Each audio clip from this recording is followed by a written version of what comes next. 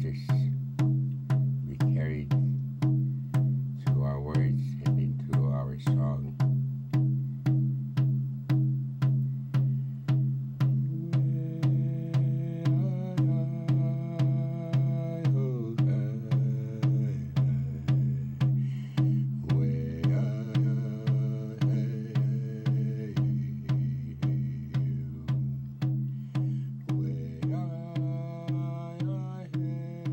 There is no more famous First Nations leader in this province than Chief Peguis.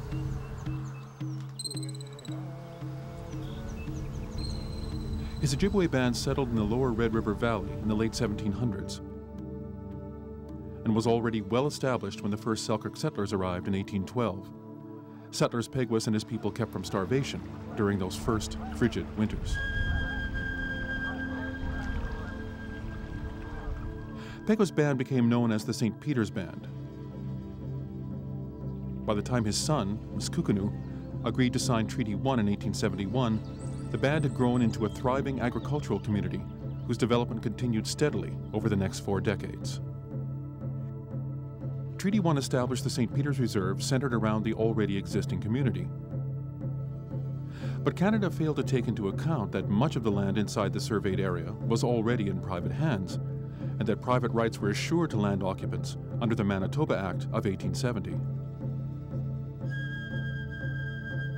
Chief Peguis and his son had authority of all the lands above Sugar Point, and they issued things called Peguis deeds, which were just like titles.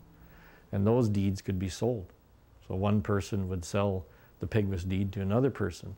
So not only do you have Indian title, Métis rights, settler rights, you have people that don't even reside in the area that are acquiring titles, or other people in the area changing titles. Land disputes arose immediately after the survey of the St. Peter's Reserve. In 1907, after 2 separate inquiries failed to sort out ownership, Chief Justice Hector Howell was appointed to resolve the situation once and for all. Howell's solution? Take a surrender of the reserve and move the entire band, which he decided was too close to civilization. For this to happen, the law required that a majority of male band members over the age of 21 vote in favor of surrendering the St. Peter's Reserve and moving north, something that was highly unlikely given the prosperity of the community.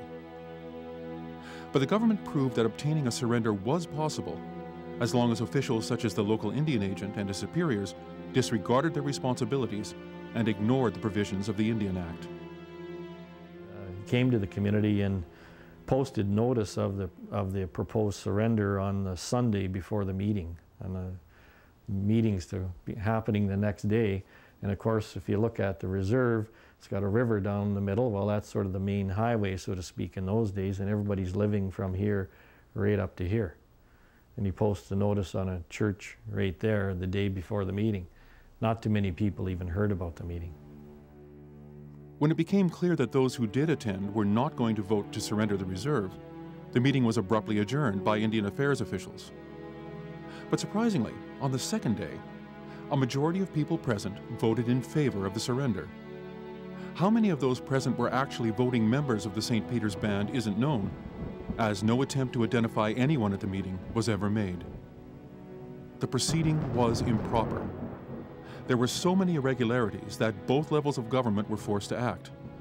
Canada, by filing a lawsuit to declare its own actions illegal, and Manitoba, by holding a judicial inquiry. Neither action had any effect. For in 1916, despite the almost universal condemnation of the deal, Parliament passed a law ignoring the legal irregularities in the surrender and confirming the titles of the new landholders. Because of their success, it led to their downfall in terms of being dispossessed. So they had to restart in their new settlement from scratch. Bush, swamp, rock. Very, very depressing and very, very hard to, I guess, maintain your fortitude and your spirit. Certainly their spirit was almost broken. They got some help, but certainly not enough to make that transition easy. It was very difficult.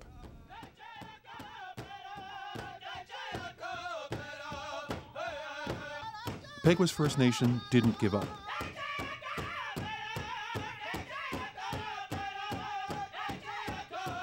After at least 3 rejections, Peguis secured a federal inquiry into its claims in 1994. Based on the inquiry's recommendations, in June of 1998, Canada finally admitted that the surrender was illegal and agreed to negotiate a settlement.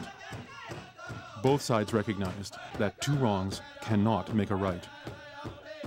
So Peguis and Canada agreed that any settlement would consist of financial compensation with no expropriation of land from current landowners within the former St. Peter's Reserve. He was doing it because if you look on the survey of this chunk of the river lots, a tentative agreement on financial compensation for the illegal surrender was reached on March 5, 2008, and has now been set out in a proposed settlement agreement.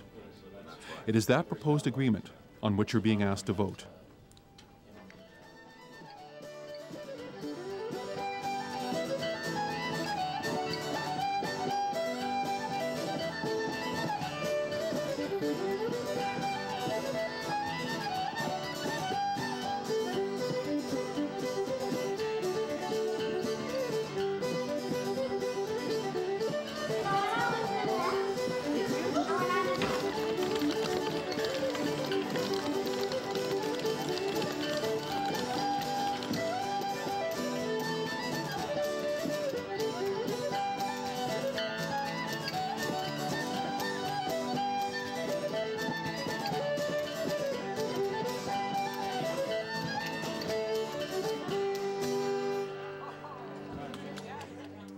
Council is recommending acceptance of a cash compensation for the illegal surrender in the amount of $126,108,803 minus expenses.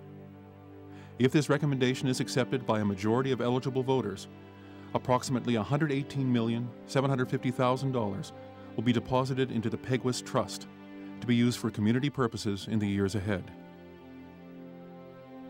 The negotiating team arrived at this amount of compensation by discovering specific answers to 3 general questions. First, what losses did Peguis sustain by not owning the land at St. Peter's? The team began by establishing the current value of the former St. Peter's Reserve. Then, by subtracting the current value of the Peguis Reserve, they were able to arrive at the cost of losing the original land. Second, what economic losses did Peguis sustain by not being able to use and develop the land within the St. Peter's Reserve over the past century? Year by year, how much money could Peguis have made from community agriculture, mineral extraction, forestry, tourism, and so on? Once that figure was determined, then the same analysis was done for the Peguis Reserve. The difference, in today's dollar values, is the amount of compensation to be paid for economic loss. Third, what was the cost of relocation? Here, the team had to figure out not only how much the houses, roads, public buildings, and support structures left behind at St. Peter's were worth, but also how much it cost Peguis to rebuild them after relocating to the new reserve. This figure formed the 3rd major component of the compensation settlement. We conducted 10 years of work and assessments here to reach these kinds of conclusions, doing everything we possibly could to ensure that the scope was broad enough and the results were fair and reasonable. Number one, it is the largest surrender claim in Canada's history, and I think we've done very well in negotiating that. I guess number two, obviously with respect to the opportunities that are going to fall out as a result of this vote passing, it's a tremendous future for us as a people and as a nation.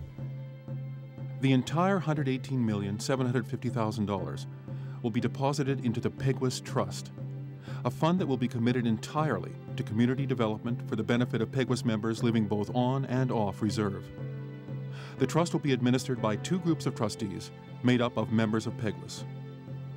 A panel of financial trustees will manage the money in the trust, while a community committee will decide which projects will be supported and how much will be spent. Accordingly, Indian Affairs will have no responsibility over the Peguis Trust. Establishing the trust and the provisions around that, we're going to keep 75% at a minimum locked up in perpetuity, where it would garner interest of anywhere from $5 to $8 million a year. So the long term of it, there are going to be huge benefits to our people, our community. Before the settlement can be finalized, the membership must vote to approve the agreement as follows. In return for the net cash settlement of approximately $118,750,000 and reaffirmation of our clear, unencumbered title to Peguis Reserves 1B and 1C, Peguis agrees to release any claim related to the illegal surrender and provide Canada with an absolute surrender of the former St. Peter's Reserve. Under the referendum regulations established by Indian Affairs, there are two requirements for this proposed settlement agreement to be considered accepted by the membership. First, a majority of the entire voting membership, every member over 18 years of age on voting day, both on and off reserve, must cast ballots for the settlement voting process to be considered valid. And second, a majority of those voting must vote yes for the proposed settlement agreement to be approved. If the majority vote no, the settlement is rejected. In the event that less than a majority of the voting membership actually cast ballots, a second vote may be called by the Minister of Indian Affairs, but only if the majority of those voting were in favor of the settlement.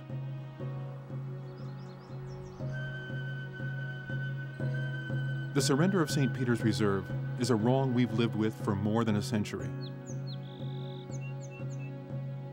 This settlement agreement is our opportunity, maybe our only opportunity, to right that wrong. Obviously, reaching a negotiated settlement and arriving at this position in terms of coming to a vote where people have their say on the conditions of the settlement, it's historical. And obviously, with respect to the opportunities that are going to be evolved from this settlement, our future is very bright.